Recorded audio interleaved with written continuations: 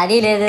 పైగా నా విగ్రహాన్ని కొనడానికి పెళ్లి సంబంధాల్లో పిల్లని చూడడానికి వెళ్ళినట్టు పొలోమను 10 మంది వెళ్తారు. అందులో ఒకడికి ఆ బొమ్మ నచ్చిందని, ఇంకోటికి ఈ బొమ్మ నచ్చిందని. నా కర్మ ఏంటంటే అక్కడ ఉన్నవన్నీ నా బొమ్మలే. మళ్ళీ తీరా 10 మందికి ఒక బొమ్మ నచ్చాక అమ్మేటోడు అలుసుగా తీసుకొని 10,000 15,000 అని బాంబు పేలుస్తాడు. ఎందుకురా బాబు ఇంత రేట్ అంటే కలకత్తా నుంచి తెప్పించాం అంటాడు. నాకు అర్థం కానిది ఏంటంటే ఎక్కడైతే నేను కలకత్తా నుంచి అయితే నాకన్నా మునగాడు వస్తాడా, అక్కడ కూడా నేనే కదా.